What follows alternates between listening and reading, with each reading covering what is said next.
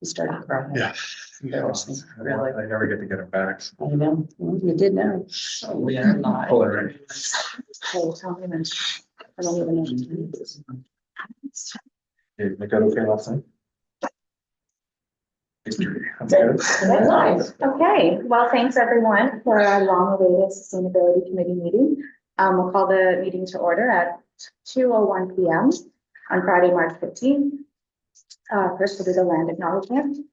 So we respectfully acknowledge that the township of Cabot-Lanigan is located on the Treaty 20 Michi-Saugee territory and the traditional territory of the Michi-Saugee Anishinaabe. We offer our gratitude to First Nations for their care and for teachings about these lands. May we honor these teachings.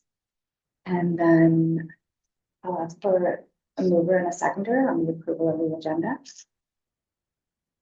Lisa? Craig? Do we have to do the call the vote? No, Okay. Kath is not with us, but you just have to call the vote to say all in favor. All in favor? Everybody raise their hand, great. Does anyone have any pecuniary interest to declare? Okay, if there's no closed session. The minutes of the our last meeting, September 26th. Cindy sent them out on Monday. So I'd like to call for a motion for the approval of the minutes from our last meeting. I've been having over in a second there. Lisa, thank you. That's great. And there's no reports today. So we'll move right into general business. And I think if it's okay, before you guys start, I can just ramble. No. So last time we met in September, I think we were really focused on the energy demand conservation management plan. And then we subsequently came to the realization that, we needed to develop some quality data to be able to really get some insights and figure out where that plan needed to go. So from that point, we requested money in the budget for a consultant to help on the data side, and then further for $5,000 to be able to implement some community initiatives out of our Cabot-Lanigan climate change action plan. So that they were both approved, which is fantastic. And I believe now what we'll do is I think Kyle's going to just give us an update for Kyle and Bridget on the items stemming from our last meeting around the data consulting and then the EBCM plan. And then I think what we will suggest doing is moving into our climate change action plan for Cabot-Lanigan with the expectation that we'd like to develop a work plan for this year to implement possible community initiatives. Okay, so yeah. So my only suggestion, Chair, would be that we just kind of stick to the work plan we have just at the very end. If you'd like to move it, we can. No, yeah, I And just then- wanted to give an overview. Perfect, okay. Thanks. No problem. And then attached to this, Cindy also sent out what our township has done so far. Page 21, thank you. Of all the completed projects that you guys have been working on, I think, for probably the last 10 years or longer. So it's quite comprehensive. So I think what we would like to do today is, have a discussion about some of the corporate action plans and completed initiatives, some of the community action items that we have done or that is been identified to do. And then just start to get an understanding of where that would align really with, I think, what you guys were thinking or what would be manageable to eventually feed into a work plan. That's good. Yeah. So, Did you want to? yeah, sure. Thank you, Chair. So, through you, Chair, what I'll do is I'll just kind of take you through these two spreadsheets that were attached to the agenda. So essentially what they are the initiatives or objectives, strategies that were identified in the climate change action plan, both on the corporate and the community side. So we did two spreadsheets. One is for corporate, the other is for community. And I know that the committee had kind of wanted an idea of what we have done on both streams, like what have we done as a corporation to meet some of those strategies, and what have we done as a community? Yeah. So the other thing I wanted, I thought, okay, I'll include that information. So in the spreadsheet, anything that you see in red is what we have done under that particular heading. So for the corporate, there are, if you go through the climate change action plan, there are different categories for GHG reductions. Under the corporate heading, there's buildings, fleet, water services, street lighting, and solid waste. So the red are things that we've done. Some of them are a little soft, but in a lot of cases, that's basically what was required or what's needed. So, but it just kind of gives you an idea of what we've accomplished. The third column is the emission reduction potential.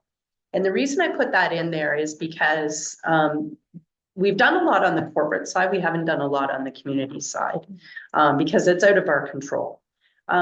So I thought to help guide the conversation about where we want to go, what initiatives we want to put in place, I identified what the potential for greenhouse gas emission is. And that allows us to kind of look at it and say, okay, which one represents the biggest bang for our buck? And what can we do within our means to be able to try and see if we can do reductions in that particular category, because that's where we're seeing the most, right? So, so that is, And that's on the corporate. that's Yeah. both corporate and And community, yeah.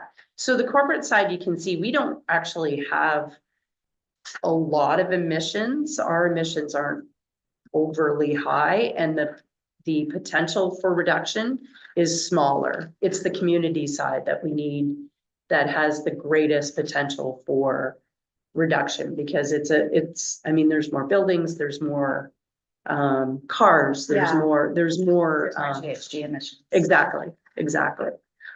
So I hope that's kind of giving you a little bit of an overview of how I've broken it down. Give you a minute. Yeah, no, I think it's really helpful. I like the way you split it out and also to align directly with the climate change action plan. And I think for me, just trying to wrap my head around it is you've done a lot more than like we initially kind of thought when we started this, when we started Yeah. looking at the projects. And you may not have an answer to this, but I wonder if there's ideally at the end of this year, after the data consultant has been here, if we can be able to say, look, like we've actually cut the township's corporate emissions by X. Whether that's, in part for your solar panels or some of the other building retrofits that you've done. Because in the plan, I think it calls for a 31% reduction Yeah. by 2031. Yeah. Which is a fairly robust number, considering that like the assets that you have are, I think there's like 16 buildings in total. Yeah. So, I mean, that would be for me, I think really impressive to take back to the community and say, this is all the work that Kevin Monaghan has done. I mean, this is, what we've actually, this is the progress we've made towards our target, and pick up on, just kind of claim some of those good news stories. And I think that will help aid people in, wanting to potentially participate in community initiatives. And I guess for this meeting, what I was hoping that we could do is spend some time talking specifically about the community initiatives that we have done, what some ones may be feasible to be included in our plan for this year. We just be mindful of our budget. And then I also wanted to chat about potential, if there's an opportunity for partnerships. I know Green Up partners with the city of Peterborough to do things like rainwater barrels. Yeah. Your runoff gardens, other initiatives. So just thinking about if there's an opportunity for partnership. And I learned too, I think at our last meeting, Cindy, that every year you guys are doing tree planting as well with your. Yeah. So that's like a great initiative too, because each tree you can like claim your carbon offset. So just to be able to catch all of those things. And would you consider that a community initiative or a corporate initiative, the tree planting? I think it's sort of, it's corporate, but it is a corporate Valley Trail committee, so Yeah. it's So it's like- both, yeah. Yeah. I think that, I mean, when I was thinking about it, I thought it would be a community initiative because it's out in a public space and it's been ongoing. Yeah. For how many years have you guys been doing this for? Quite a few. It's, yeah, it depends on the year. Some years Yeah, I it's smaller, know. some a Yeah. lot less, yeah. And then there's Yeah. a seedling issue, but yeah, I think probably the majority of the inception of Upper Valley Trails, we partnered with Orchid to do the seedling. program. Yeah, so Yeah. the seeding program's about 3-4 years. Oh, I think at least, it's always been there since I've been. Yeah. Yeah, and those are things I don't think we ever have kind of factored in as an Yeah. offset, Yeah, right? yeah, That's really, because they certainly are, like. absolutely, You know, yeah. just briefly when I, yes, we did meet, and then, sorry. Oh, Oh. I'm Chris Allison, I'm the Parks and Facilities Manager. Lisa. Lisa. You know, Craig? I know Craig, yeah, we're good, rest are good, yeah. So we're good at that. Yeah. We just figure everybody knows Chris. Everybody knows Chris. We were just excited to get started, so. Yes, yeah, exactly. Yeah, so basically, I think what I'd like to do for this meeting, over and above, just, you know, getting your feedback on the status of the data consultant and how, that's progressing, and what your kind of thoughts are on that. Yeah, so I do have an email, so we followed, we had about 8 consultants that we were called to see if they can do. Because all of them do the corporate side, and Right. they're, the easy one for most consultants is the buildings. Mhm. And a lot of them team up with bigger contracting firms to get the work as well. So a lot of them will do your longer energy audits on your buildings to suggest where you should go with the long-term plans. Not a lot of them do the community side. Yeah. Which obviously, you know, it's the trigger side, but I did talk to quite a few, 6 of them, I think. 2 of them have got back to me. 2 of them told me they get back to me, they both recently, March 8th, I did get a bit of a cost breakdown from one, give us the ballpark of, you know, what we get approved at council. Is that, what do we want to be able to do with that Right. now? Either way, we're probably going to some kind of RFP to actually get a proper proposal from someone. But I can pass this around if you want a quick look. I did get that on March 8th of kind of what our dollar value would get us for a bit of a plan. I'll pass it around. I made one copy for.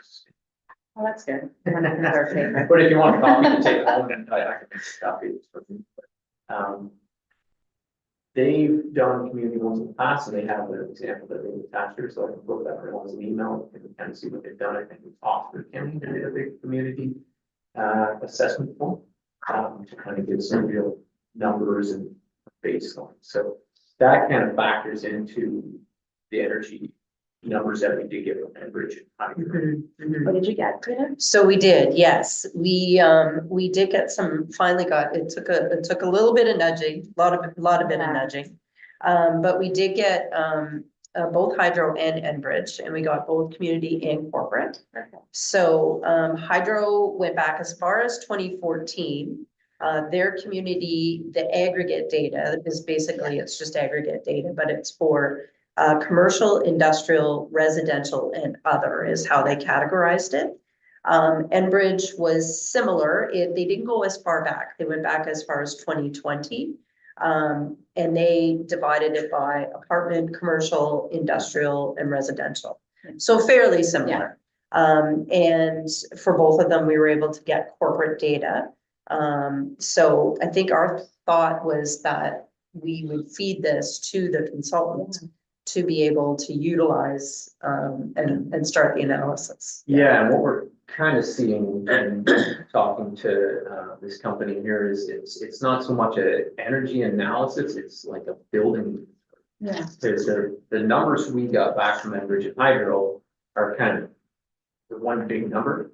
For all of your buildings? Yeah. Well, it's not even so on the community side. On the it's just community side, yeah. right? So, Which is okay. yeah, Yeah. but we're like, okay, what does that equate to, especially with them, they go, Yeah. we can't tell you if that's a good or bad number, or where you should, Yeah. you know, focus your efforts, because we have to compare that to how many buildings, what's the footprint of the Yeah. buildings, what How many type of buildings are they, so. So it's gonna be, the project's gonna be a bit of a building inventory project as well. Yeah.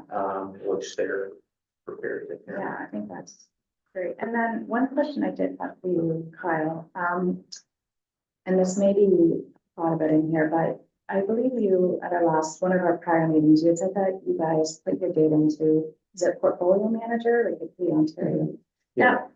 And they calculate the GHG for you too. Yeah, for a facility, For your right, facility. yeah. But what I found really strange about the numbers is even though like I know necessarily your usage hasn't been dramatically reduced, I thought it was curious that the GHG emissions were remaining constant because the grid itself now is like 75% net zero.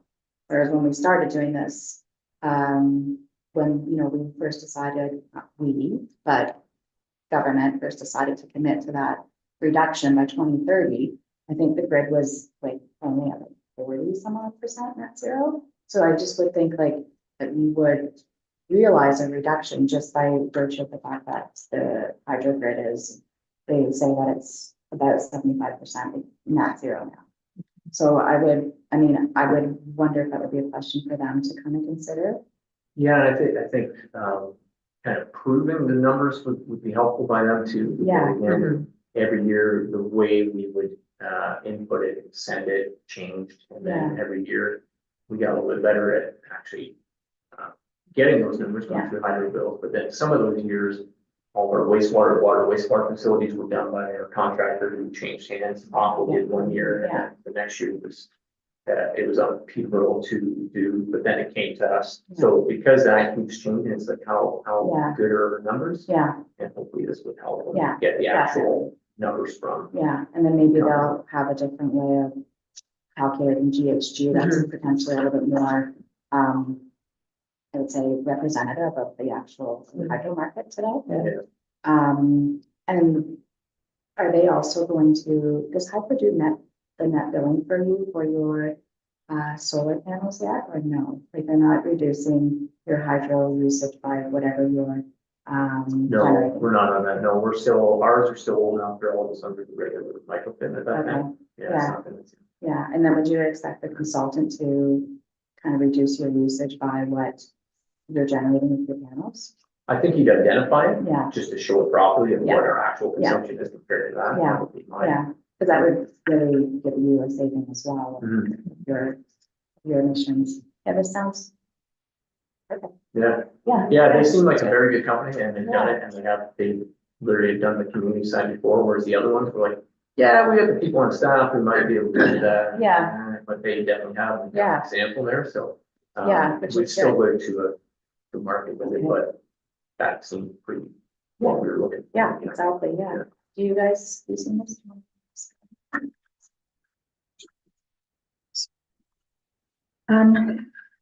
Any questions? If you have any questions, Lisa, or do you have any? No? And so Bridge and I, even though we did have it broken out, a lot of the stuff that we did, that we identified under the long-term energy plan is in this document. Yeah. Like our solar Okay. panels, Yeah. all those, pretty much everything we put in there as far as, like hard work, not just Yeah. soft kind of, service stuff has all been completed. Okay. In the corporate one, yeah. In the corporate, Yeah, yeah, yeah. because it was all, like our energy audits or lighting upgrades, all that has been pretty much done. Mhm, mhm. I noticed that all of your lighting, street lighting is dark lighting client, which is interesting. So we've been talking, like just having other conversations about that in the community. So that was something that I didn't know that. So I just think there's a lot of value in having this inventory and then starting to, you know, put like maybe Bridget, like if we can create as part of our work plan, communication blasts. Yep. And start putting it out there to say, you know, like, I'm not a communications person, so I won't be able to. Lots of visuals, lots of visuals. But just, you know, Yeah, did you know yeah. all of our lighting is, you know, Dark dark sky. sky compliant? And here's why. And here's I think why, that's yeah. the other Yeah. reason, the other part of the communication is we've put these Yeah. rules in place Yeah. and here's And why. here's why, Yeah, yeah. yeah. And the dark sky compliance is in our official plan zoning bylaws, so, Yes. you know, we wanted to make sure that we were setting. an Yeah. example. Yeah, And that street lighting one was a really interesting project because the very first thing you do, kind of let's figure what streetlights you have. Yeah. That in itself was a long, yeah, get it that alone. And it gave us a database of how many streetlights do we have, where are they? We found streetlights that we didn't know we had. Yeah. and then not only, I think, were they dark sky compliant, but they also changed them all to LED lighting, which is efficient. Yeah. Yeah, so I guess on the corporate side, what I was thinking of suggesting is while we're waiting for your, you know, the data project to start and complete, maybe what we could have on our work plan for the corporate side is just simply communications. And then just that sharing some of the activities that the township has done.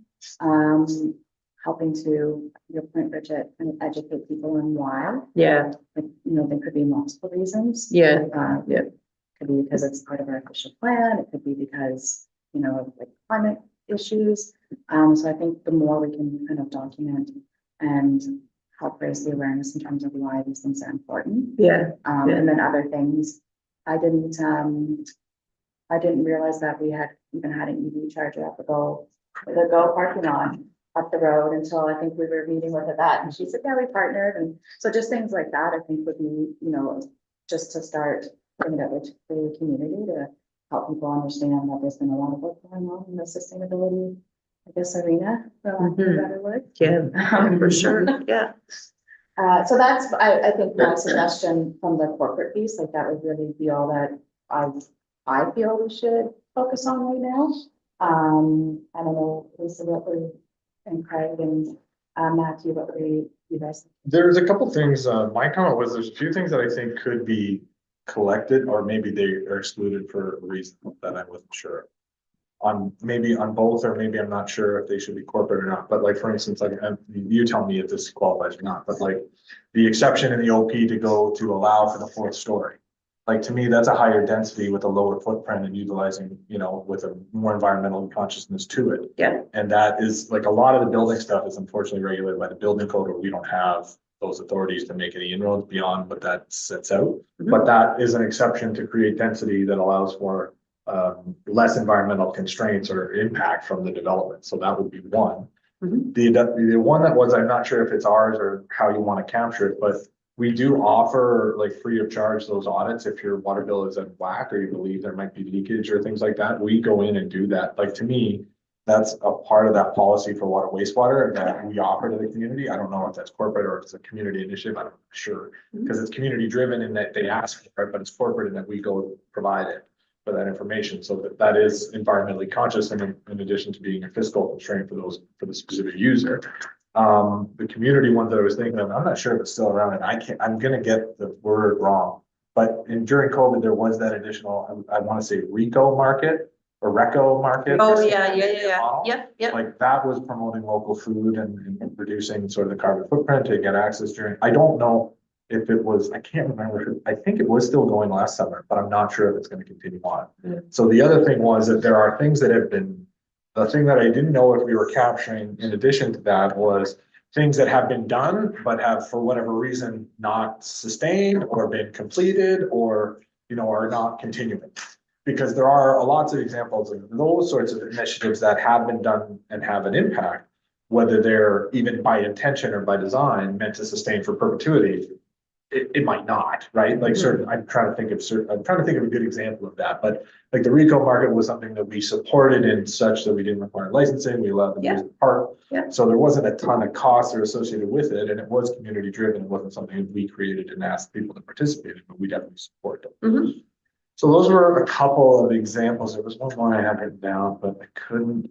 And these are all really good, because these are all, I think what we found in this exercise Yeah. was that there were things we hadn't thought of, right? Yeah. So, and exactly your point, the 4th story, that's huge, right? And that's not something, it didn't really cost us anything. No. Might be considered soft, but it does have a big impact. For sure. Yeah. Sure. Yeah, it will get you how many ever units per floor rather than having those being single detached units. Right? Yeah, for sure. Yep. If I get another one. What's the Yeah, yeah. what's the water audit? So that's if someone's. Just our water wastewater technician, Okay. if you have an issue with this way to review your system. Okay, If you're having any kind of- like if you're, If your bill's at a whack one Yeah. month, it's like, you might have a leak based on the age Yeah. and stage of your infrastructure. So that we can come in and say, yeah, it seems like the usage based on what we're seeing in the house isn't making sense. So you might have to do further work to see if there's a leak in your infrastructure and whatnot. And depending on where it is, it's probably municipal, but it could be your own issue. Yeah, with your own we found like huge ones in crawl spaces where people just don't see. yeah, And we can tell right away if there's water, if nobody's using anything and Yeah. meters. Moving, yeah. Yeah, you got something. it's going, yeah, Um, So that would be like water conservation. Yeah, and on water conservation, we could put a rebate program. Yeah, I saw this. We did not put Oh, the yeah. toilet Oh, no. rebate program in there. So I saw the. Toilet rebate Really? program. Is it gone now? No, it was a pilot project, still ongoing. Oh, really? See, I didn't even know. Yeah, so we I think And I need we you made with it it, so. 6 or 7, but still, yeah, it's, you gotta change out your toilet to a low consumption toilet.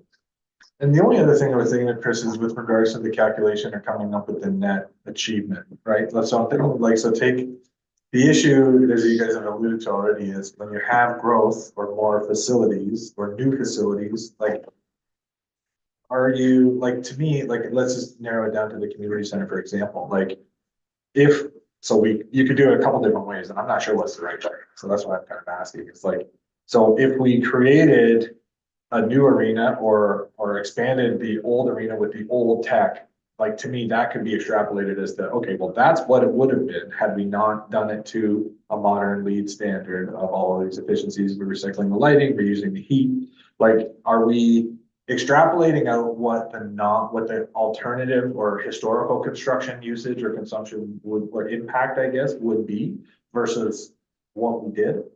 Because, like, I don't know how you net out the growth or the actual achievement of some of those accumulations, because you still have the old one that's not remotely causing the same impact because you're not, running the AC to have the ice in there all the time. There's less power because it's not only utilized during the sort of those peak times, not necessarily during the day unless there's sort of, the odd booking or the justifiable booking. So I just was curious, like, to me, I don't know how you come up with that number to net out the growth, but also demonstrate like what the actual impact of a new facility to a conscientious standard is.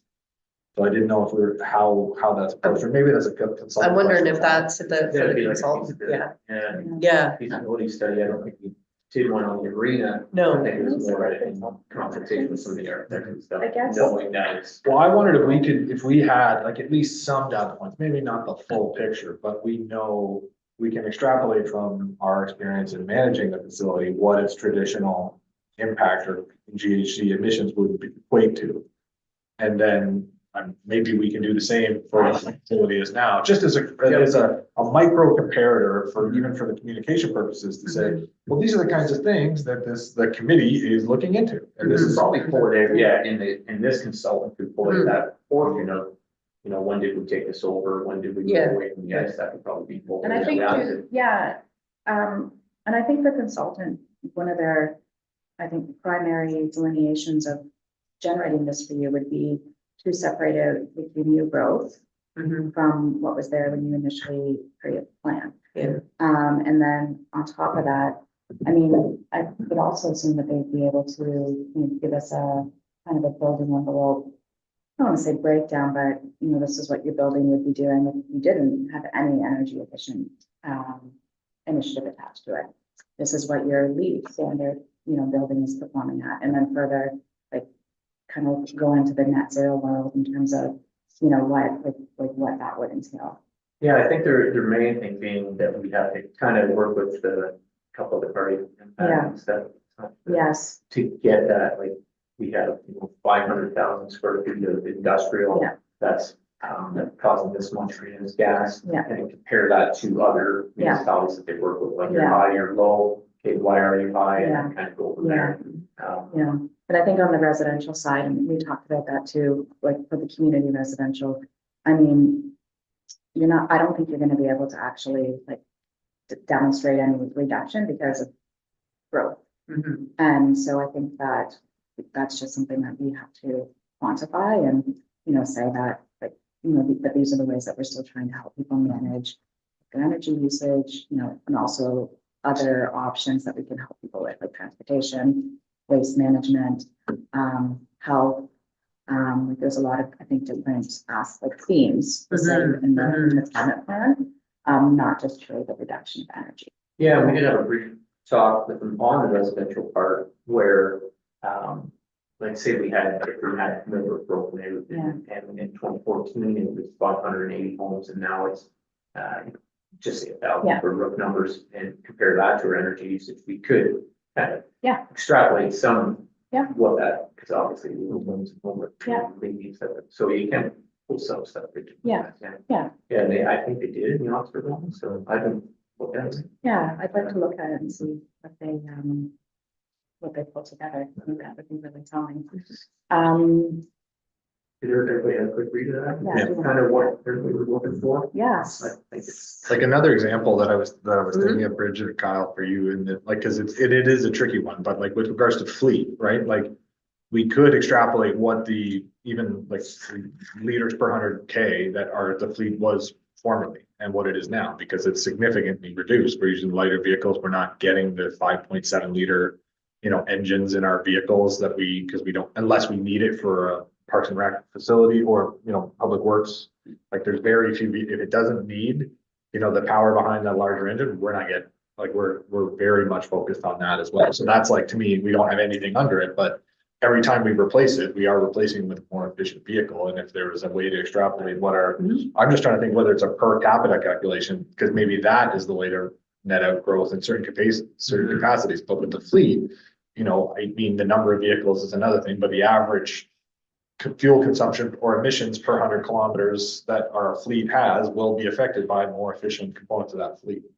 So those were that was another example that, like, when we have a 10-year forecast for the fleet replacement, and every year we execute it, we do get more efficient. I just thought we could that's something internally we can probably, if we come up with a metric, which is the most effective for GHG calculations, then, subdivided within it, because that's all stuff we have. We know what the efficiency is of the vehicles, we know the kilometers that we're driving, yada, yada, yada, and so forth. So I just think where there's nothing, I'm just like, okay, well, is there really nothing, or is there something? It's a little more complicated to calculate. Right? I think moving forward, we have a bit of a plan that we can't use that for metrics, but we do have we should start tracking what we are using, public works station for fleet forecast for everything, so we can get it to track that. Better, an area we can. Well, and like the fact that you have a second snow, like a sidewalk plow, right? Like, yeah, that's another vehicle, but I think if so that's not, so that's why I'm saying that maybe a per vehicle or an overall average of the consumption, if it's improved, is maybe the more fair way to say it, because it factors out the realities of growth rather than having an additional machine that you might need. If you're deploying it accurately and effectively, then you're still, gaining from that. There's some duplication between the corporate and community. Yeah. And the reason I did that was just it kind of fell under both categories. So it's not really meant to say that we're contributing to, it's just that it does fall under multiple headings. If both parties realize the benefit. Yeah, exactly. I don't know. So if you just take the water bottle filling station, I would call that a corporate. It doesn't matter who's filling their water bottles. So it's and that's where I'm a little, because it's not just employees that are using the water filling station, right? So it's members of the community that maybe they're not filling their bottle at home, they're filling it at the water station. Yeah, It is cutting down on single. It's one of those, yeah. Which I use all the time. Yeah, exactly. The So- whole thing's really hard to because we are a public body. Yeah. Everything is the public, Yeah. it's the communities, we don't own it, Yeah, and Brandon and I, so it's like, what do you call Yeah. it, but it's really, this is what we own, and it happens in here, and even though there's a benefit. Yeah. There's some things that are more like your public works building. Not a lot of members of the public are gonna go to the Yeah. public works building. The CMCC is a little bit different, right? It's a community building where people are gonna go, so. I Yeah, just we wonder if it's struggled. like a corporate thing purely because if I think about the styrofoam recycling, that's an initiative that you are putting on. So you think clean those reductions. I'd say instead of splitting the community, they're not gonna come up with their own styrofoam recycling facility. No, but No. their consumption is captured as Yeah. part of that, right? Like it's, Say that the township recycles some styrofoam and the community recycles some styrofoam. no, I think that, I'm a little confused. no, I think it's good Yeah. it's good to bring it up because, other people too, we want to be able to articulate what we've done and explain it to people. So I think talking about it you know, and figuring out like what makes sense is, this is the time to do it for sure. I Um, would yeah, call it, I would claim those reductions as corporate. would you? Lisa? And again, this is, and this, Bridges came up with more of information for you to see what we've done. Yeah, How we relay that to the public, Yes, doesn't have to be. yeah. written in court. Yeah, no, It's like, no, here's this is what just for, we've done. yeah, yeah. Yeah, so. yeah, I know, I agree, and I mean, in my mind, I delineate the two simply based on who actually owns the asset. Right, so to me, corporate is township buildings, and fire halls, fleet, Water bar. their streetlights. And I mean, a water bottle filling station, I think it's both, I really do, because you guys are the ones footing the bill for it, right? But you're also offsetting, because you've taken the initiative to do that. Now you're offsetting people like me who bring, you know, a plastic bottle, right? So I think that is, single-use plastics are a trigger point for a lot of climate activists, I would say. So I think that's a really, you know, important initiative. But I, in my mind, I feel like it is an initiative that definitely benefits the community the most. But I do think it was, you know, it's still, like, they still own the asset. Right, so I see why. Yeah. And there is a ticker on it, right, for that calculates, and that's not a corporate reduction of our utilization or the equivalents, right? I can't remember what to calculate, what the exact phraseology is on the thing, but it says this is the equivalent of X number of Yeah. bottles of water, right? Is it bottles or is it? I forget about it. It's a milliliter, like. Yeah, Yeah, anyways, but that's pub, so that metric is a public Public, consumption, yeah. not a local one, right? So. Right. yeah, I think it's like you're influencing the outcome in the community, which is why Yeah. it's under community. Yes, yeah, it's, But no, it's like, and then the waste too, I in mean, some cases, we can put the program in place, we can't get everybody to Yeah. use it. So I think that's why, like in a waste program, we put it in place, it's up to the community to use it. If they don't, and they continue to do what they do, then as a community, you don't see that benefit, right? look So I to think you that's where guys my to- head was, yeah. For sure. Like, Yeah. look to you guys to say, what can we do to drive change in the community to collectively have a benefit on the climate, whether that's lowering emissions, lowering their waste, you know, reducing single-use plastics. Even, for example, the rain barrel program. If the township, if that's something that we agree would make sense, with the funding that we have this year to offer community initiative, they're still the ones who are going to roll out the program and provide support for the program, but it's ultimately going to benefit everyone. That's how I see waste as well, like in terms of. It's tricky, that's where we really. Yeah. Yeah, it's Like not straight up energy usage at a No. residence, it's generated here and then brought to our. Yeah, Yeah, so there's like, They all, yeah, yeah. and there's two different streams too, like we're talking a lot, like energy right now, I think gets the biggest, Mhm. amount of attention in many ways, because Right. everyone's so focused on reducing Yeah, their yeah. greenhouse gas emissions. But there's so many other themes, you know, within the climate change action plan, that are as equally important, like water, transportation. Yeah. It's not only energy, and so I think then, land use, yeah. And that's why we call it the sustainability committee. We were, Yeah. first we're thinking, well, we need an energy. Oh, is Yeah. there? We Oh, need okay. everything we Need need. a bigger, broader, yeah. Agreed. So I think that this is a great place, like, for us to start. Because now we have the plan, like well, we've had the plan for quite some time, Yeah. the climate change action plan. Yeah, So that we can, you know, I get an understanding of what some of the more critical recommendations were 10 years ago. And then start to formulate a work plan, on the community side to see where we can have an impact in the community. right, exactly. Is it going to be on energy? You know, do we want to try to offer some sort of energy rebate? Like, is this a toilet rebate program for community? Is that, Yep. so then that's water. right? It's water efficiency. Yep, There's yeah. I think a number of, initially in my head, I thought, well, it's something that everybody does and people like, pre-planting. But I know that we're already doing that through Orca regardless with the trail committee, so perhaps our committee could look at, a different type of community initiative to start with for this year. So that's where I was, when I reviewed all this information, the things that stood out for me were, let's, on the corporate side, just kind of, I'm proposing that we agree to just kind of park that while you're going through the process of retaining a consultant and getting the data together. We can park that, for however long, it takes. With the exception of, I would like to recommend that we do some communications on the corporate initiatives that you guys have implemented. And then focus our attention perhaps for this year on community initiatives. So what are the community initiatives in the plan? Where do we collectively, like both as us as members of the community and then you guys as, township employees, like what do you feel the need is out there in the community? I think that would be good for us to both kind of understand both perspectives.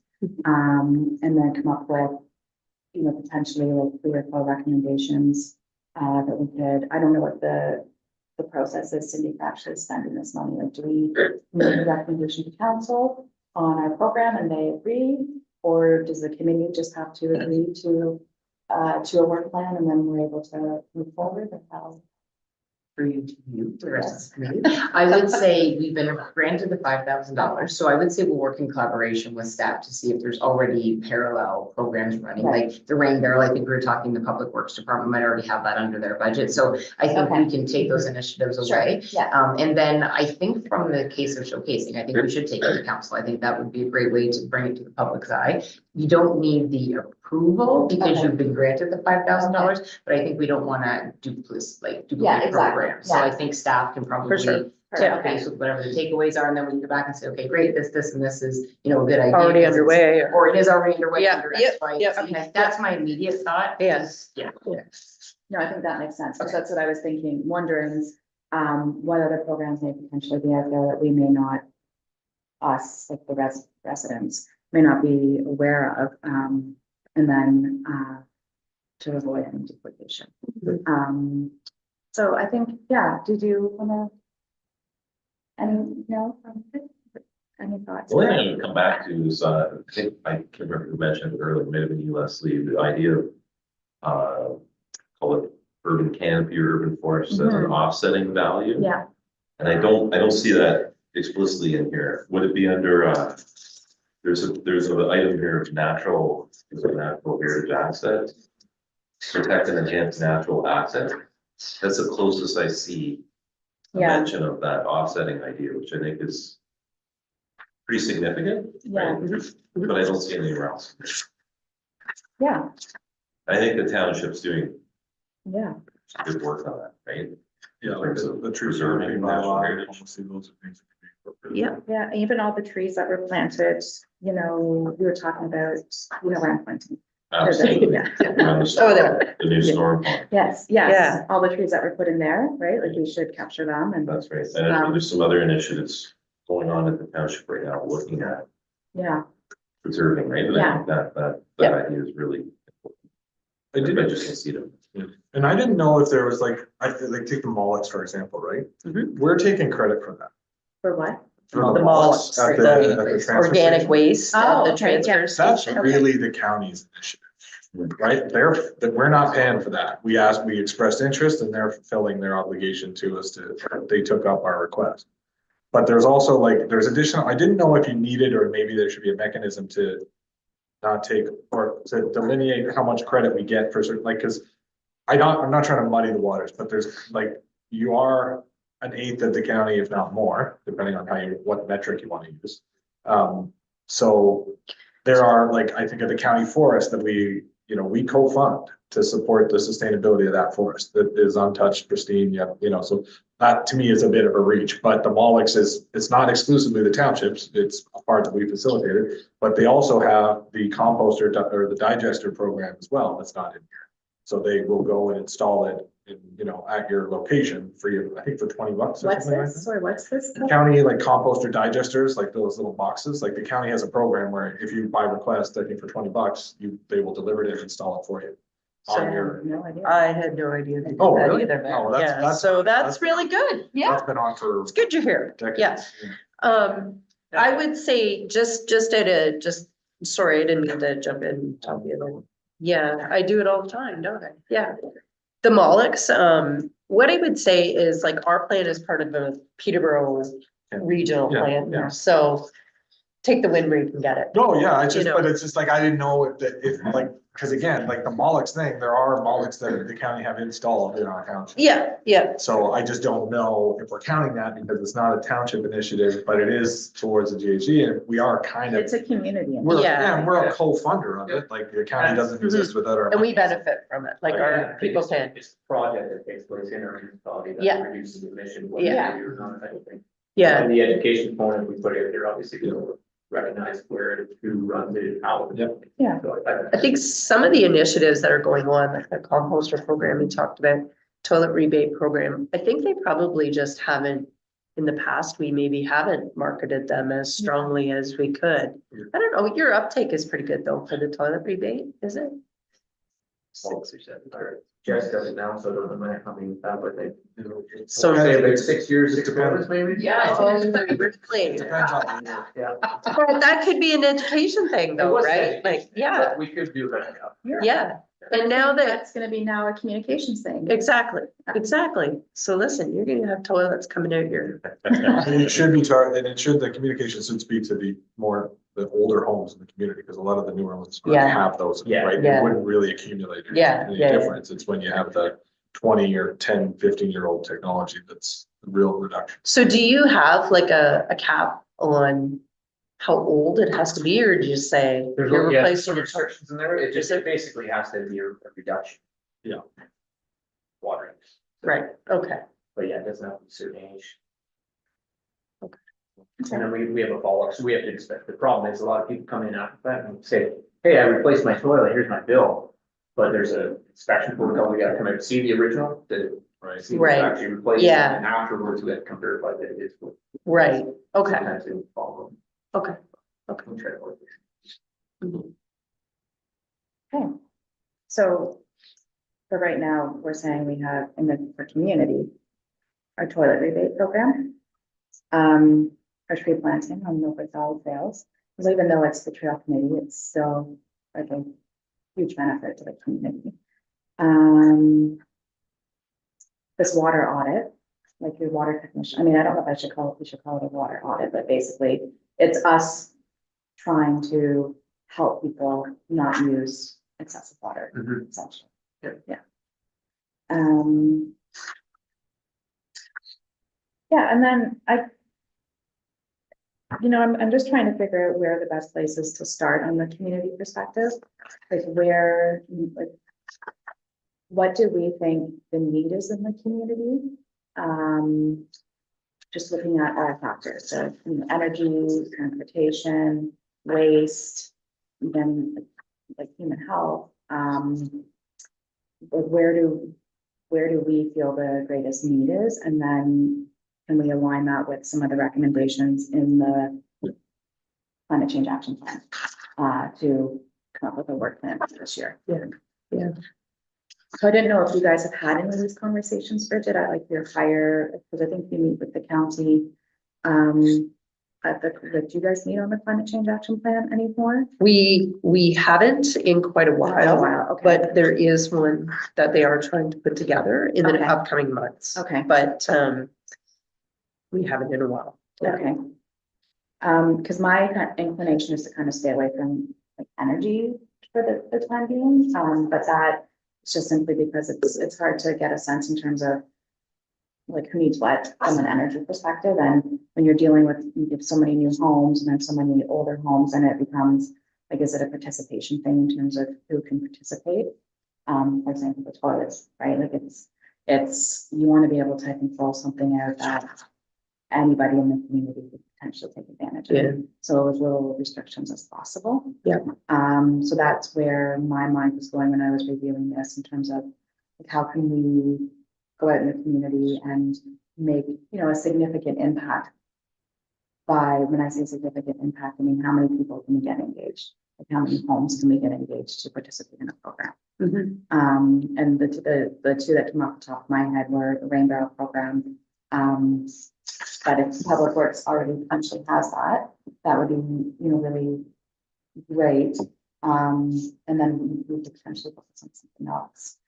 But I did not put a lot of thought into this because I didn't want to sway the conversation too much with regards to what we could start putting into a work plan. So I don't know, Lisa and Craig, if you guys have any suggestions in terms of what you feel the benefits or I guess the need in the community would be from a sustainability perspective. It's even like talking to your neighbors or your own selves, what would be something that would be significant from a community perspective. I don't know if anyone's spot. I think, nothing would be tree planting, but like private property, just a single tree. There's a website that will tell you where to place it for the long-term energy savings for your house. Block in the sun in the summer, it will tell you the annual savings just for in terms of dollars and use for planting a tree and over the course of 20 years, what it's going to mean for energy costs. So it could just be a cool educational tool. Yeah, for sure. And for the cost of a single tree seedling. Yeah, yeah. Per house. Community. What's the name of the Yeah. Something silly like iTree. iTree? I like that. I would Yeah, definitely it like was more really trees fun. at my house. Yeah, Yeah, and to strategically plant them, yeah, hopefully. Get you some cost savings too. Yeah. and this stemmed from reading about what you guys said about all the streetlights, but what about exploring the opportunity for dark sky lighting in the new subdivision? Because I know that my lights in the front of my house are not dark sky compliant lights. So I didn't know if that would be something that we could potentially look at providing a rebate for, or what your thoughts were on that. Does that mean the lights on your actual house? Yeah. Not the street lights? Not the street lights. So it gets a little bit tricky, like the street lighting that's in the roadway. Yeah. So you can't overstep the building codes of the problem. So yeah, it would have to be more of a Like a- and sound kind of thing. Yes, yeah, As far as putting monies into it, only having $5,000, we just have to be worried yeah, what type of, yeah, yeah, because as soon as you're changing, if some of those newer, or like that'd be yeah. gone quick. But you could ask like the hardware store to stock and promote them, right? Like you could work with the local business community, to make dark sky compliant, like to have a special display. Yeah. Or identify, highlight that these are, the community is supporting these. Yeah, I'm thinking that's more of a, would be an education Yeah. part that might be good to start with. Yeah. The BIA used to have these welcome kits that they used to do. They got away from it Yeah. during COVID, but we could maybe talk to them to bring it back where, they put these bags together that would go, any new resident that came to get like a recycling bin or whatever from the township. We would put a bag in it from the BIA and it had all kinds of different information. But you could also put stuff like, why is it important to have Yeah. dark sky compliant lighting? That sort of thing in it, just as an education piece, yeah. Yeah. What's that? Yeah. Certainly that is- are. yeah. What is dark lighting? What is dark lighting? What is dark lighting? Yeah, Yeah. education for. that Yeah, one, it might be education good. awareness, and and then even, talking to local store owners like the Home Hardware to see if they could sign up or, like have a product display or something of that nature. Well, that might be, sorry to interrupt you, Leslie, but that might be an example that the sustainability committee could develop. If you're part of your communication strategy, if you have a brand, or I'm gonna use that word because I can't think of something else.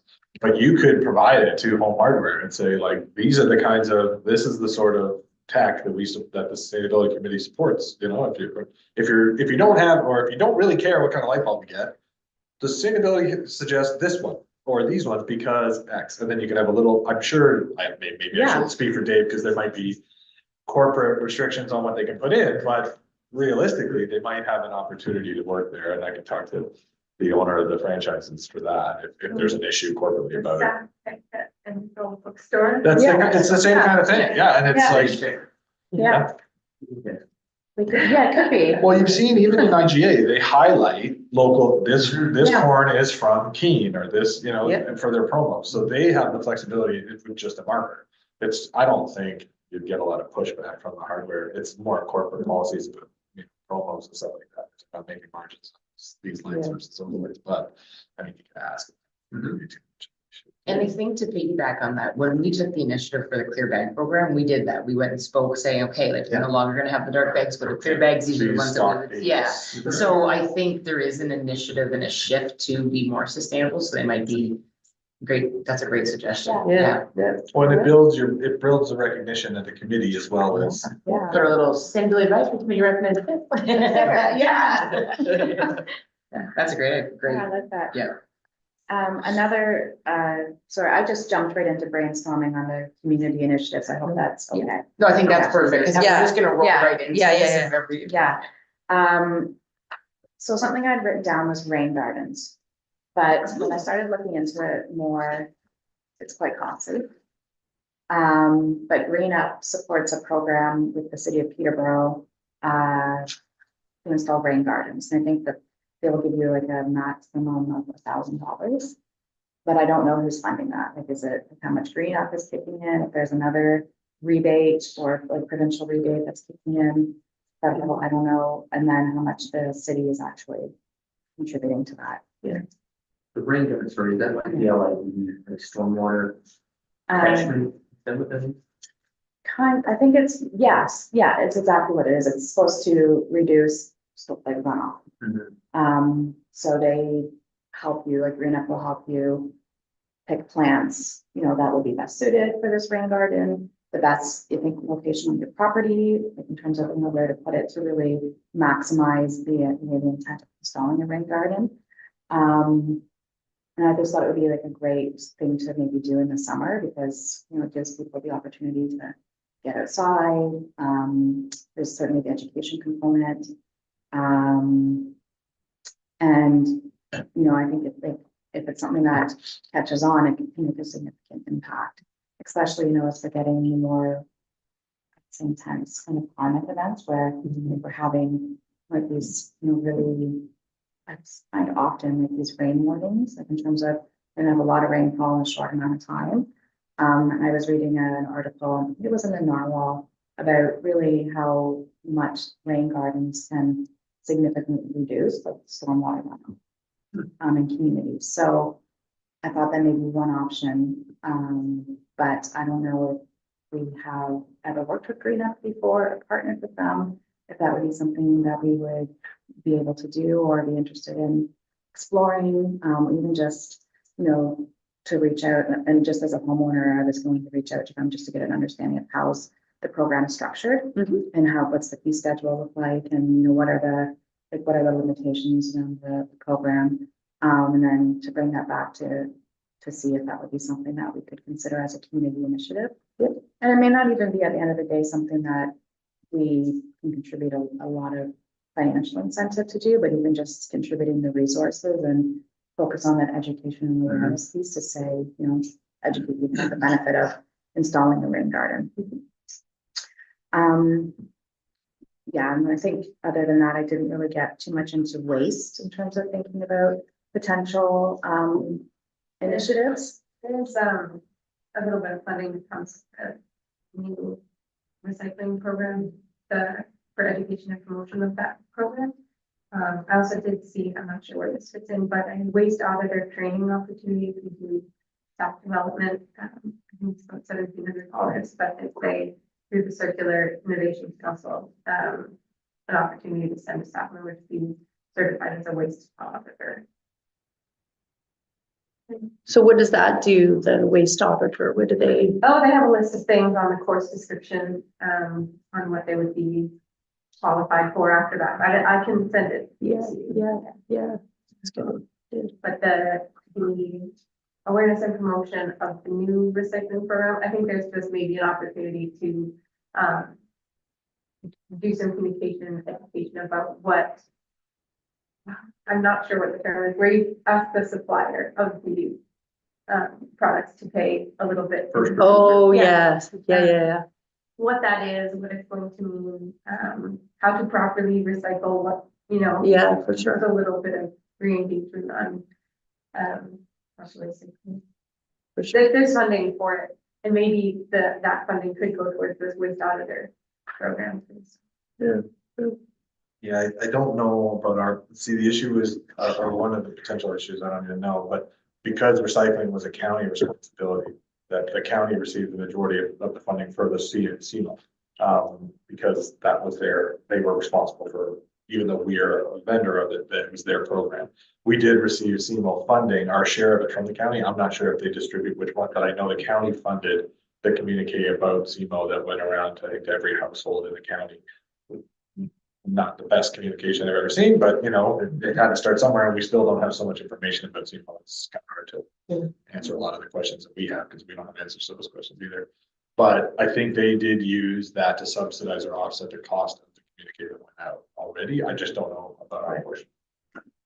And through the church and committee, I did just see correspondence come back through actually today on Nether Blast. It's gonna go out about recycling, what can go where and who to contact. So I think, again, it's a great opportunity to do a social media blast. Maybe we can even get Bridget to partner with Public Works, because I've just been checking their box, just seeing that come through tonight, just forwarded it off. So I think they are recognizing it. I know we're getting a lot of calls too about what goes where and what's the process now. So I think they're really trying to clear as much of that up, but Mayor Graham is correct. There's been a bit of a, change of process and trying to get that information as clear as we can.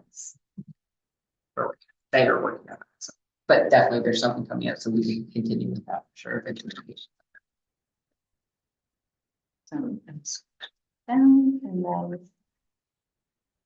Oh, sorry. No, just. I thought you had inspiration. Did you have any kind of thoughts, Craig, on what, potential community initiatives could be? Well, I think I'm really encouraged that I'm seeing that the sustainability committee is moving beyond just greenhouse gas reduction. And that's what I'm trying to get my head around, is what is the scope? So we're having some conversations about how to reduce runoff, which clearly isn't really necessarily related to greenhouse gas reductions and emissions reductions. Yes.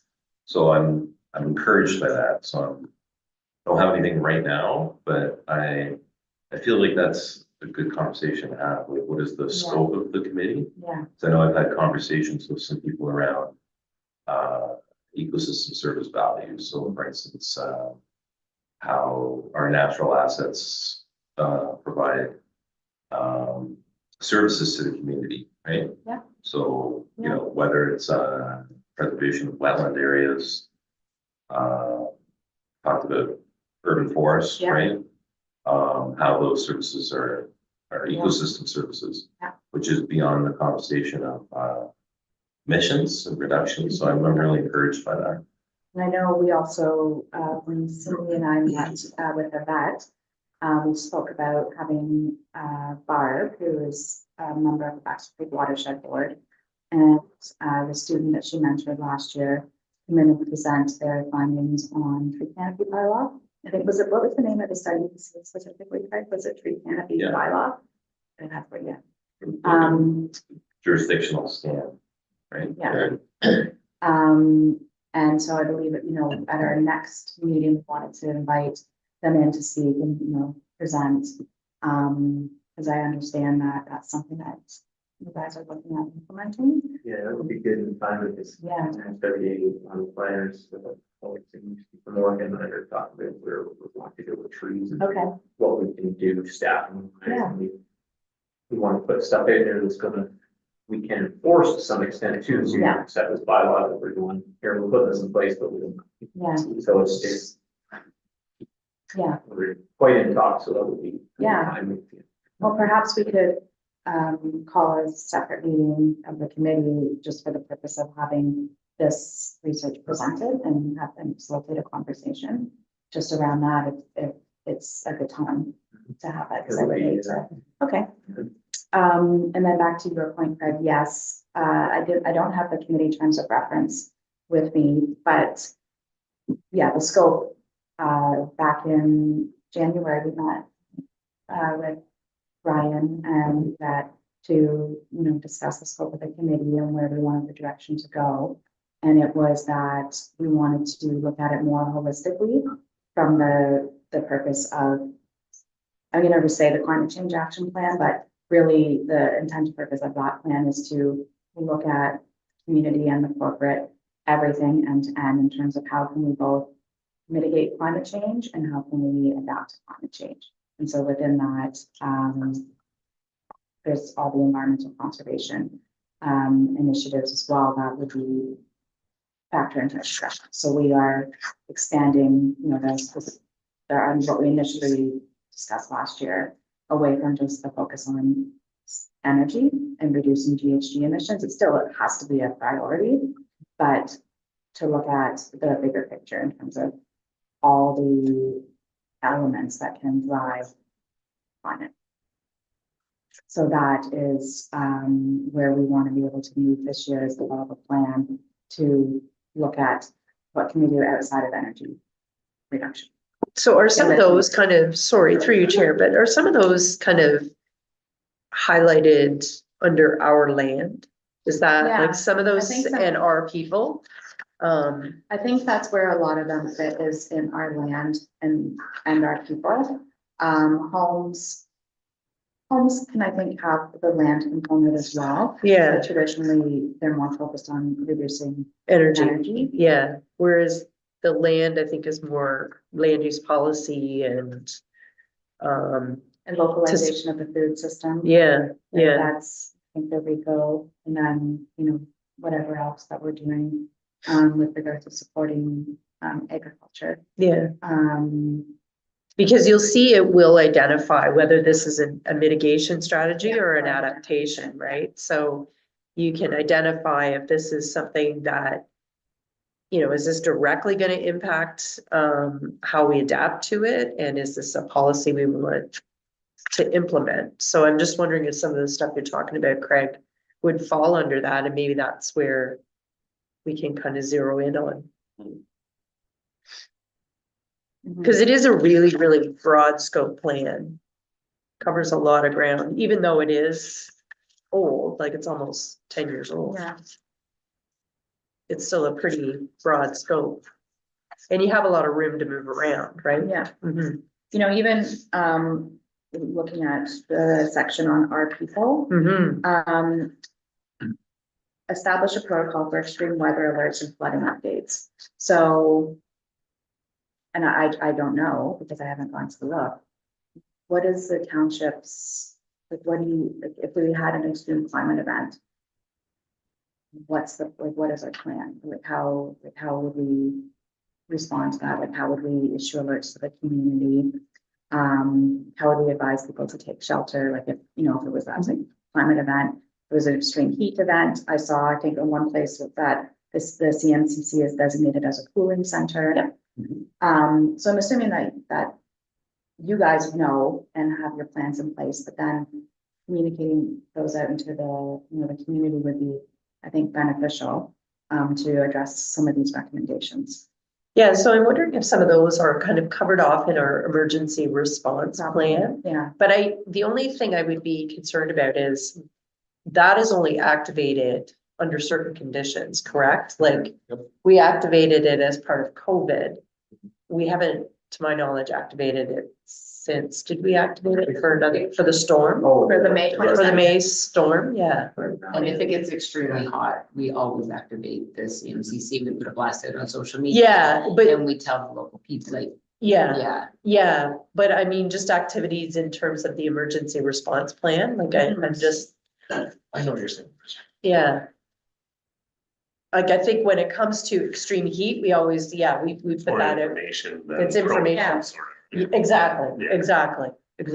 There is a protocol we follow for what is, but I think one of them is you have to declare a state of emergency, isn't it, first? But I think that blends into the line that you're talking about. I Right. think you're talking about if it's gonna be Really, really 75 hot. degrees outside. Yeah, and I'm front, just yeah. saying here, like, one of the recommendation is support the development of a local community vulnerability assessment of public health impacts from climate change to identify climate risks on vulnerable populations. And then the recommendation was establish a protocol for extreme weather alerts and flooding updates. Yeah. Yeah, I think there's definitely more that could be done to just highlight, like, because the community center and the township office are built to be resilient structures in the event of emergency. So we have, like, those are the things that I thought were maybe even a bit more relevant inside of the emergency plan. Like, I get, like, we're all just figuring this out, but, you know, for the fact that, like, even when the derecho happened, you know, there was Wi-Fi there was Yeah. power, people could come charge their devices and things like that. So People come shower. even having notifications or even some sort of sign somewhere where it's like, hey, and if this is the township emergency, like, hub. Yep. Like, so if you need any of these, if an event occurs, this is where you come. Yeah, Like we've Yeah. said them, I think it's on the tax bill, you know, like it's in, I think it just could be more identified, whether it's on that little rotating sign, which is great, but some sort of permanent identification that if you're in distress or if you're, you know, or in the event of some sort of larger emergency, best advice is to report here. yeah, Come here, yeah. need support, and the township can address it. Yeah, because I think what we're doing right now is we're responding or we're reacting to Yeah. something that's happened rather than saying, if this happens, right? So in that case, like if somebody's power's out, they're not gonna get or their internets or their wire, if Yeah. something goes down, they're not gonna have access to their phones or their anything. So they're not gonna know that they could come Yeah. and have a shower, they Yeah. could shelter at the CNCC or at the township office, so Yeah. putting that out. I wonder if there's also, I'm not sure where this did, but kind of circling back, like if something happens, you have your emergency plan, and then you say, this is part of climate change, and this is what we're doing to combat climate change on. Yep. municipal level. Yeah, Tying it yeah, full yeah. circle. Yeah, and then I also, and this kind of speaks to what you just mentioned, Craig, but so within our land, one of the strategies is support the development and implementation of a regional natural heritage system plan. So that's, you know, certainly, and then, you know, some of the recommendations were look at a tree replacement policy. Support and promote local conservation authorities tree planting programs, but also potentially, you know, like what is outside of that? What else can we do that would, you know, support a natural heritage system plan?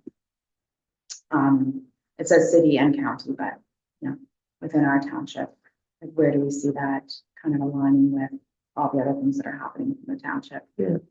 Yeah.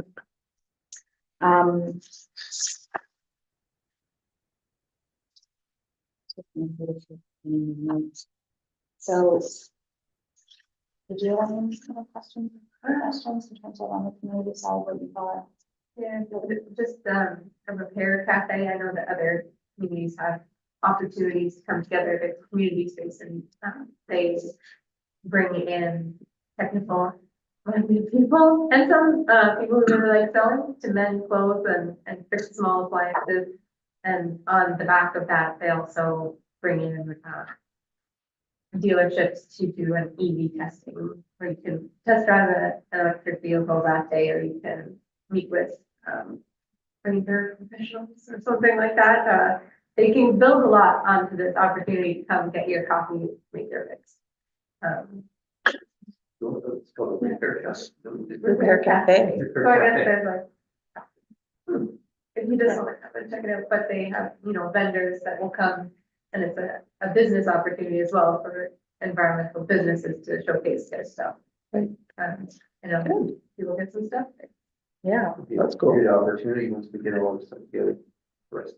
Post that. Yeah. Start getting education part of it. Yeah, Yeah. that is a very, that, we could have a repair cafe day Uh-huh. at the CNC. Mhm. CNC. CNCC. close enough. Close enough. You could do it at the transfer station too, because then you can come in and be like, is this waste or is this redeemable fixable? Right? Like, so then you can have people It's a good there. idea. You're like, well, it's not, we're gonna save this much stuff was saved from the. Yeah, Yeah, yeah, earlier. for sure. Yep, absolutely. I know.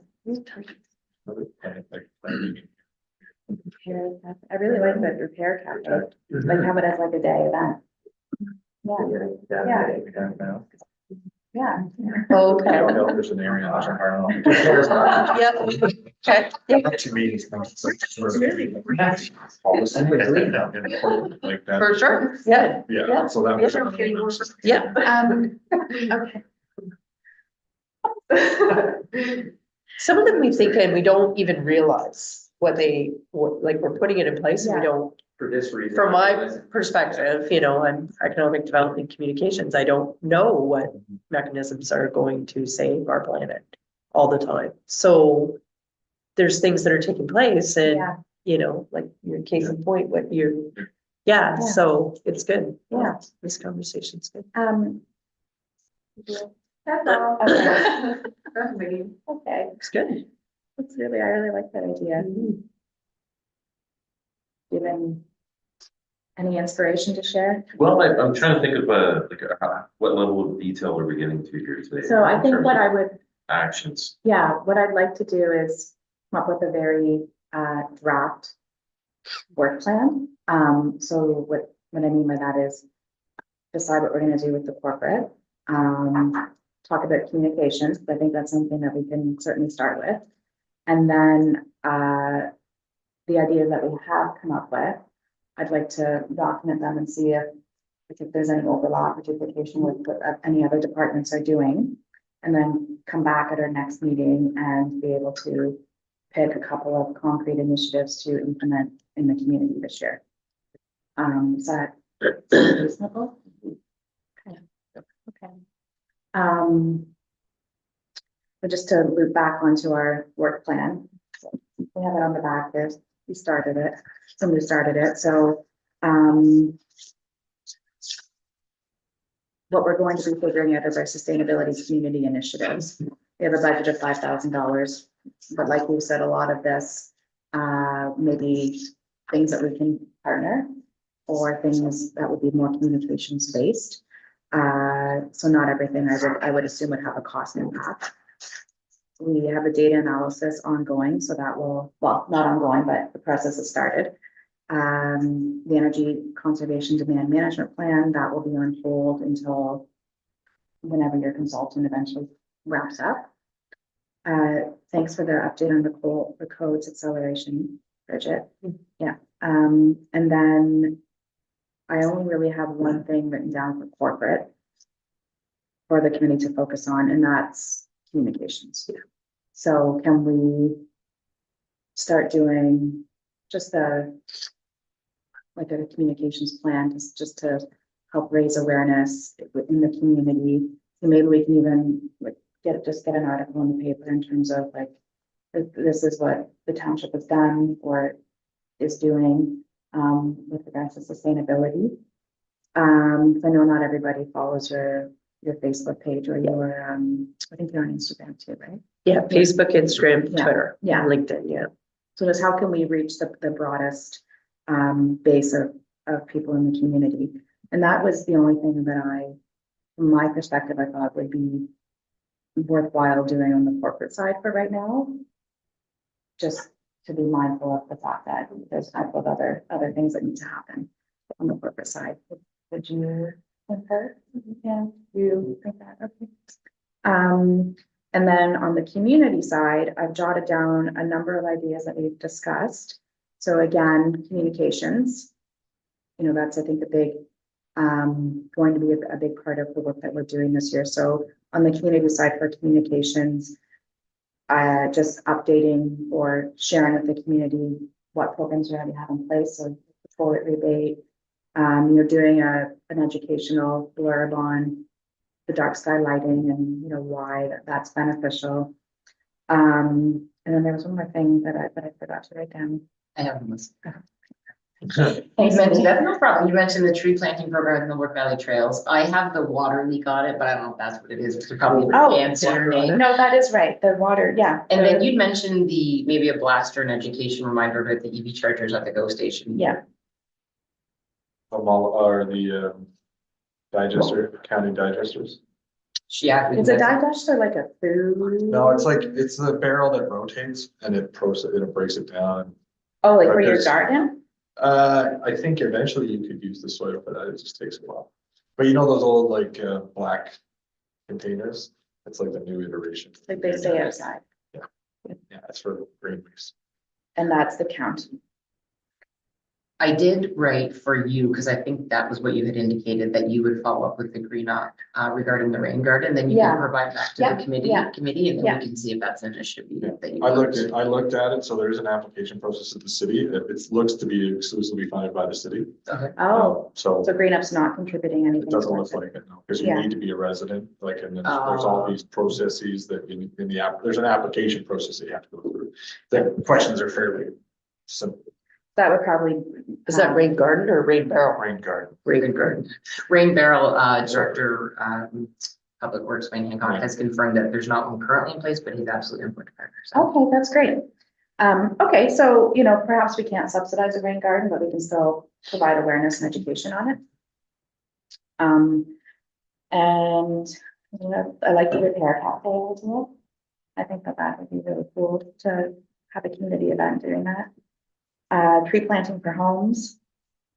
So not the tree planting that's being done by the Conservation Authority on public land, but really looking at opportunities for helping homeowners add more trees to their property. I think that's what you were suggesting. If I'm not mistaken, the one thing that you could probably buttress up with is like the conservation, Mill Valley Trails orders those trees at one time. But I don't think the ordering of said trees is exclusive to the Mill Valley Trails, like anyone can do it. So if it could be expanding the order, like, so the period exists, I want to say it's like, you get your order in March, you get the trees in May. But you could and there's a pickup day.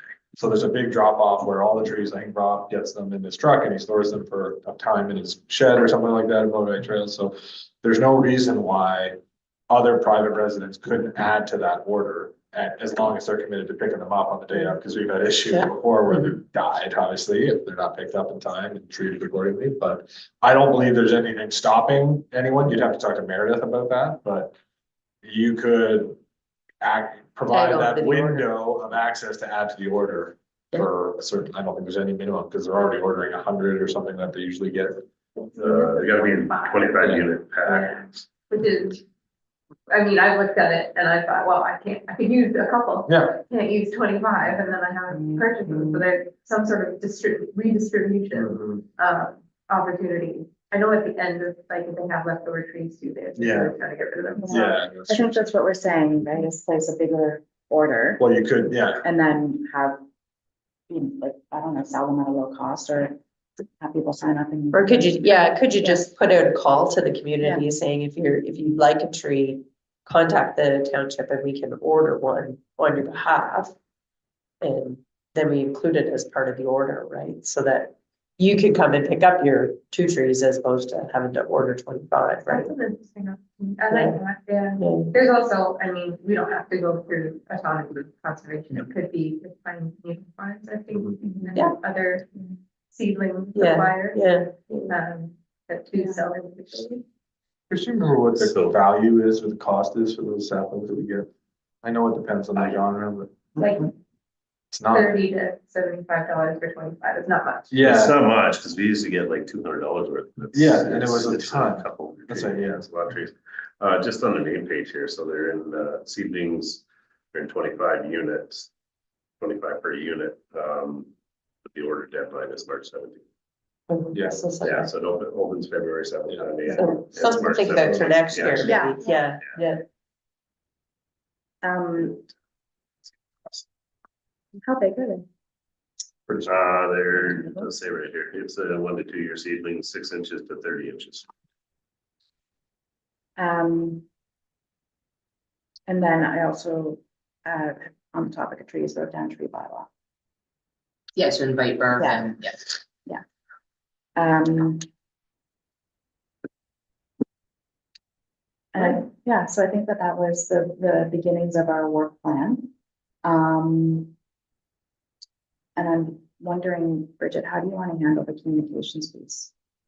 Because I think if we just have like a line item that just says, you know, corporate communication, like communications on corporate sustainability Yeah. initiatives, I don't know if that, do you want So what I would suggest is kind of a quasi new role for me, but, so what I've been trying to do with the other departments, and I could treat the committee like a department, is just what is it that we're trying to do? Okay. And I would put a package together, which would include like a press release, an ad, social media, with all of the graphics and branding that goes with it. Okay. So if it's okay with you, I could develop something for the next meeting and bring it to you. If you guys are good, then we can start I think that would be pushing it great. out. Yeah. If that makes Yeah, sense. that does, Yeah. Yeah, and I don't want it to be not like overly burdensome to you, but just really, you know, to be able to just say, hey, look at what we did.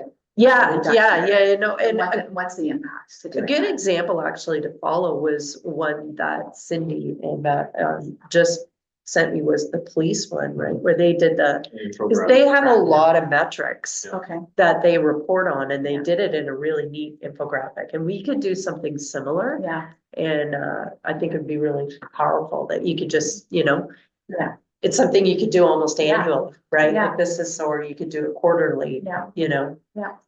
So we could put something like Okay. that together. okay. Yeah, For the corporate components, and Yeah. then, you know, I'm wondering if perhaps we could maybe offline or after the meeting, just compile some suggestions for community. yeah, because we've got a pretty big list here from a do. community standpoint, so. You know, we talked about the dark sky lighting, that education Yeah. awareness. So do we want to kind of just pick away at them for Yeah. each meeting? So like, let's maybe pick two, and I can come with packages for both programs, right? And then, you know, then I go away, I put them out there and it goes, and then the Yeah. next meeting, we pick away at another two. Okay, Does that make makes sense? Yeah. Yeah. Okay. Cause yeah, you wouldn't put everything out all at once anyways. It would- yeah. Information overload. Cause you kind of want to do it like a campaign, right? So this month, we're gonna focus on this, or Yeah, I think this. some of it's seasonal too, depending like. For sure, yeah. Like, yeah, Not to mention that leaf and yard waste collection. Boy, if anyone who can help explain that, like that is the week of the year that, or the last week of that is like, I need a secretary. It's insane It is. that people can't, like, just do not understand like how that program works. Mhm. Like the. Just when to put their stuff We in. have to put it How on it the Monday, works. but it could come anytime during the Yeah. week, so Right. by Wednesday, if they haven't picked up, all due respect, my leaf and yard, we're like, we know, they might not be there on Friday, depending how well their So truck the is. stuff we you have know. put in, or Well, have then- it says. But also that you can go to Bedford. Or you can take it to Bedford. Bedford yourself. Right, Yes, it's- right. Don't know that. And So it's not a part of the county communique either. Yeah. I'm trying to think if I put it on ours. Anyways, I'm just, like, Yeah. that is another element that Yeah. significantly helps, and especially in urban areas, it's a huge ordeal. But, you know, how the program works, what you need to do to actually be an active participant in it. And you know, like, again, like the water, like I've been to bags and just picked them up myself, because they know it's not gonna happen, like, there's no solution.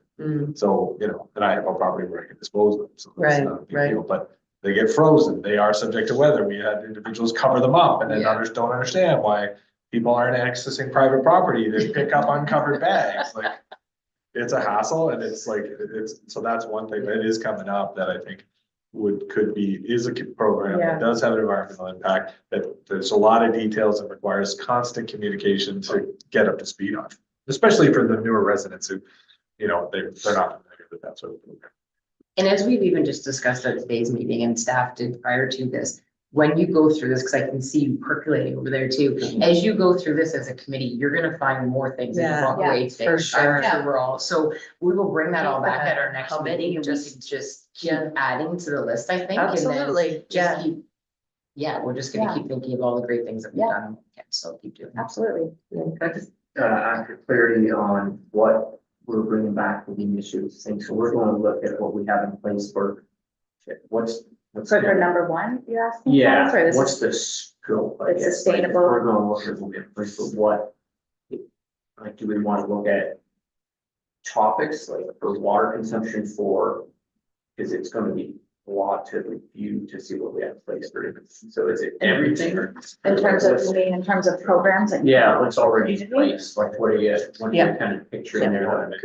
Added there, yeah. Yeah. Yeah, so I think with community initiatives, it would be anything that aligns with what is in the climate change action plan. So under, I think like basically anything like our people, land, waste, homes. So if there's anything that you guys are offering under any of those umbrellas, then that's would be, really helpful for us to say, okay, so under this, because ideally I'd like to be able to provide some sort of,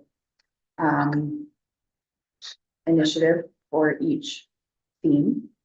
And So if we kind of cleared all the, we had the list of all the themes, Yeah. cleared all the content, came back with this is a program that was here, anything that applies. so like, what do we have for our homes? You know, what are we doing in our workplaces and schools? So that would be, township assets, but let's say like the downtown strip, like other schools, at the library. Oh, actually, the library is already on the corporate building, so scratch that. Our food, transportation, and then our land, and then I think there's one more, our people. So that would be, just do it by theme, yeah. And then we can come back and understand if we, what have we addressed, or what's already ongoing that we can potentially highlight and have people participate. Does that sound? Yeah. Okay. Okay, so just to recap, for our next meeting, we will continue to, this will now be, the work plan will now be our working document, like our guide. And that will pull in initiatives from the climate change action plan. And we are going to primarily focus on community initiatives. For the corporate side, in the background, you guys will be working on the data analysis and the energy demand management plan. I always give that one up. So that will be what I would call like a background activity to the committee. So while the staff is like, I hate calling you a staff, but I don't know. What to call it. That's what we are. That's what we are. I have a pet name for Kyle, but it's not for this committee. Yeah. Your alter ego. Yep. So while you guys are working on the other stuff in the background, the committee will continue to move forward, focused on community initiatives. And part of that will be communication and awareness. Part of that will be promoting initiatives that you already have ongoing. And then hopefully the other part of that will be us being able to make some recommendations in terms of what we could recommend to supplement what's already happening within the community. And then I did forget one thing under corporate, which we just spent a lot of time talking about, was also both our corporate communications, but then also looking at potential partnerships. So, you know, we talked about talking to the hardware store to help support this concept of dark sky lighting. So maybe we could say like stakeholder engagement or something like that for corporate initiatives. And then looking at the community side, I think for our next meeting, if we could have what you just clarified, you know, kind of an inventory of what we already have available in the community. Maybe if you're aware of like certain needs or something, like area of focus that we could focus on in the community, that would be helpful. And then with all these ideas that we've generated today, I think maybe Cindy, you were gonna, like, do we need to engage Public Works to talk about a rainbow program, or how would you recommend understanding how that program would be rolled out to the community? In my head, through you, Chair, to the rest of the committee as well, I think we would add that under the initiative, and it would be something we would bring back as one that we've already probably done or is in the hopper. Yeah. And then we could see, and I would imagine staff would just report back on that when we bring you back your themes. Okay, And if that makes sense. Yep. Yeah, that was my thought. We just had a That's little great. sidebar conversation. okay. And so we'll just put all the suggestions that we come up with today onto our work plan, and then we'll further assess them at our next meeting to see, are they feasible? Are they being done? What's the cost impact? Yeah. And then hopefully identify something fun to do this summer in the community, from a sustainability perspective. And when staff get into creating that initiatives against the themes and what's already in place, we might not end up adding all of this back onto the work plan because it might be repetitive or Yeah. redundant. So we will make that, and I'll touch base Yeah. before we finalize this, Okay. but that totally makes sense. The only other thing is we'd mentioned to maybe give Bridget 2 options to bring back to us. Do you want to pick those right now? Do we want to just stick with something we already have, like your toilet program and like, Yeah. for the communications, she was campaigns, gonna bring yeah. it back to Yeah. visuals? I think we should stick with things you already have in place. That are, Yeah. yeah. that Yeah, are so quick maybe wins. your toilet rebate program. Yeah, And then, maybe the water technician coming out to your house, like if your water bills go wonky, I think that would be something that I didn't know. I mean, I've never had an issue with my water billing, but, I think that would be helpful to the community to understand, like if you get a really high water bill, you can contact the township and someone will come out and help you troubleshoot the problem. So I'd like, for myself, just as a resident, I think that would be useful information. for sure. Because you're too, like, easy Yeah. to put together as a sample anyways. Well, what staff can do is Selwyn, like Green Up has the barrels, right? And so the city offers a subsidy, but so does the Selwyn also offers a $50 subsidy. So you could ask about the uptake and the costing of how much uptake there's been there. Through someone? Yeah, and I don't know, it doesn't list what the flat cost of the barrel is otherwise, but the city, the Peterborough Utilities is a $25 subsidy and Selwyn's is separate, so it's 50. So. And then I guess the committee would determine if we wanted to use part of our incentive, Yeah. $5,000 towards that. And to offset some of the cost, or if we would just do the education and expect the Yeah. residents to pay the. Yeah. And then I think the next concrete thing would be to book a meeting, to talk specifically about trees. Yeah. And then we could just have that meeting, so that we would not be expecting like the communication packages or the work plan or anything. That meeting would just be solely with the intent to have, Baxter Creek come in and with the university student from Trent, I think her name was Naomi. Yes, Robertson. Naomi Robertson, to come in and present their research findings. So that meeting would be. Just solely for that. Yeah. Robertson. I would love to say we'll probably nail that down today, but it's probably Yeah. not gonna happen. Yeah. So maybe you and I will. So yeah, we'll touch base. Yeah, we'll touch base And- with when they're available too, and then we Yeah. can circulate that. Yeah. Get that in. I think that's Okay. good, yeah. And then I think the last thing on the agenda is, past the work plan, is the recruitment of committee members and the 2024 meeting schedule discussion. So we'll wrap that up. But So if we can just get a quick motion just to receive the information that we'll add to the work plan, that's good enough. Make notes for the other stuff, so I just need to move a second for that. I'll move it. Perfect. Perfect, sorry, thank you. Perfect. David, information. Okay, thanks. I can probably, if you'd like, speak to your recruitment Yes. quickly. So we currently do and have had a blast day for quite some time to recruit members, not only for this committee, but for all of our advisory committees. And to be completely blunt, we're struggling. I think it's not just in Cavilmonic, and it seems to be a struggle everywhere to get volunteers. Nobody has free time, so nobody can give their time up for free, and I appreciate that. So amongst the committee, if you have anybody that you know that you would like to join or would have an interest, please send me the application. It's open, it's online.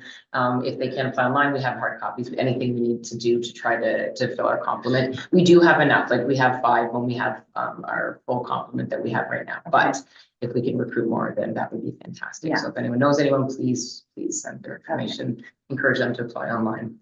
And. Just to clarify, they need to be a resident of the township. Is that right?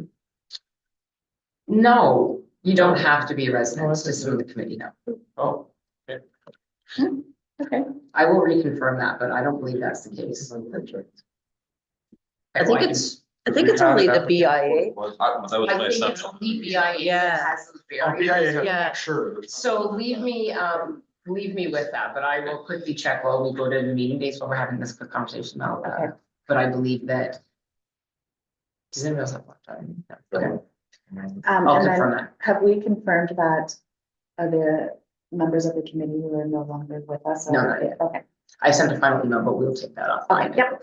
thanks, Cindy. No problem. And then the last point was our 2024 schedule discussion. So we'd like to publish the schedule for the remainder of the year.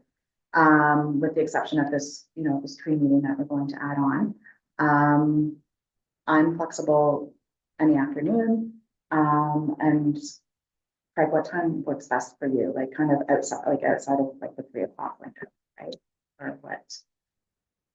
I mean, I I'm can really try putting you on to, the spot, yeah. today it works really well Yeah. because I'm on a compressed schedule, so Yeah. it's my day off. Okay. Okay, so would Fridays generally be a better day for you? Moving forward? Fridays generally, yeah. Okay. Geez, if you could align with my compressed Yeah, that's what I'm schedule, thinking, then I yeah. would never miss a meeting, right? Yeah, so do you wanna, maybe afterwards we can touch base on your Sure. schedule? and- Yeah, I can forward it to you. 100%, and then we can Yeah. bring a proposed schedule Yeah. back before the committee, there's no problem with that at all. Okay. I think it will make everybody, including Kath, she's not here to speak on her behalf, but if she has a locked-in schedule, I think she's similar to you, she can make That's it happen. exactly it. I think Yeah. we want to stay within the parameters of work day time, and that was kind of what, you know, was part of the application, and so the majority of our members can do that, so I think let's try to stick to that. Yeah. I think 4 o'clock is good for like, for our perspectives, I don't think it makes any difference to us. If you do 1 till 3, if you do 2 to And 4, then, yeah, yeah, 2 to whichever, 4, if you yeah. do 1 to 3, 2 to 4, 9 to 11, whichever, like some of our committees meet any of that gap, so, no, I think we can definitely work to have a look and see what makes sense, and if we get it locked in, then that works. And at any moment, Leslie can do a meeting at the call of the chair too. So let's say something happens and we're like, okay, we don't have quorum, we'll do the exact thing we did last time, we'll just circulate it to everybody till we get quorum. Once we have quorum, then we'll discontinue to make those updates. So. We're meeting every 6 months. So the thing, this is what we talked about too. So this terms of reference just says we need to meet quarterly 4 times a year is all we have to meet. But I think it took us a minute to get our momentum. And so I don't want to, like, this has been such a great Yeah. meeting. And I think there's a lot of good feelings and a lot of good initiatives and things coming out of it. So I don't want to lose that momentum. But in the same sense, it takes a minute to get work done. So Yes. I don't want us to keep congregating if we have nothing, no value added. So I think right now, let's shelve this. We will work with Craig on the schedule. We'll work for a date with Barb and we'll Yeah. circulate to the committee. Yeah. And I would say, to be fair, within the next probably 1.5 to 2 months, we will probably get that date locked in with Barb. Yeah. And then we'll be able to lock some schedules. Yeah. Do you think that's fair for everybody? I would like to meet with Barb to, depending on what your timelines are, because you had said the timing is kind of good now. If we could get a meeting in April, like at the beginning of April. Absolutely. Yeah. So the beginning of Yeah, April, yeah. to be fair, that's right around the corner, right? So, because you're already halfway through Yeah, I know. March. So, Bridget's, we don't, not that we really need Yeah. you right away. So are you thinking like the second week, maybe, or Yeah. 3rd week of April might be? Whatever you want. Yeah, so let's try like the 2nd or 3rd week. of Okay. April. That sounds good. Because even if you even call her today and that Yeah, doesn't. she's ready. With budget. Oh, Already prepped her. all right. Then if we think we can make it happen that fast, then let's go. I'd like to have, my department in it. Yes. Karen's done a lot of tree work Yes. in the past 10 Yeah. years. And I imagine our public works team would like to sit in that too, potentially, like, Yeah. Yeah, there'd be a lot of. there's a lot of value added, yeah. But then certainly for the second meeting as well, because we want to be, you know, respectful of your time, knowing that there's multiple things happening, multiple projects ongoing, you know, you're on multiple committees. So, you know, we don't want to be expecting, you know, that We things should are for going the to second meeting. Yeah. Get it delayed. Yeah. Yeah, and then I guess we could, yeah, we'll tentatively schedule set up our schedule, and then that will potentially be impacted by how your projects go with the data side too. So I think, does anyone have any last minute questions or? I'm just looking at my schedule, I'm away April the 19th, but, Okay. I mean, the 26th would be ideal for me. On because for it's- April, Yeah, just because it's already off on my calendar. Did you say the 26th? Yeah, for the committee meeting or the tree meeting? the tree, just because I already just. It's good. Okay, so Friday the 26th for the tree meeting. Well, we can put that as a tentative date. Is that too far? out? 26th of April. Yeah. One. Yeah. 26th of April? So for clarification, Craig and Mayor Graham, you're absolutely right. You need to be a resident and or ratepayer of this municipality to sit on the sustainability advisory committee. Yeah. You're absolutely right. Okay. No, that's sometimes, last times. Okay, so the 26th will tentatively be our next scheduled sustainability advisory committee, Only for trees. only for trees. Yeah. Okay. And do we have a time that you want to do that? Want to do it in the morning? Well, let me check with Barb Okay. first to make sure that she's available. So, and then we will plan after April, so we're looking into May for our next sustainability Yes, advisory then committee. that would give us 2 Do you know months. what that May is for your quick date? Or your compressed quick, not sorry, right on the spot, but we. Maybe this is- Well, you're here. It's just. Yeah. So.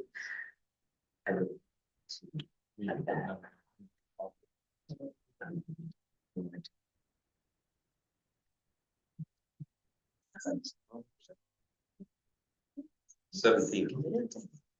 17th. He's just saying. Okay, so we'll tentatively hold it for the 17th and that, yes. Perfect, okay, perfect, and I'd like to, do I need a motion? Motion I to have a mover and a seconder for a motion to adjourn. Thank you. Thank you. Okay. That's perfect. Very great. Well, thank you, everybody, for making the time. Really appreciate it. And I appreciate all the work that you guys have put into this because I know that it is so time consuming to go back and look at everything you've done like over a 10-year period of time. So yeah, I'm really excited for me this year to move forward on the committee and I think we're going to do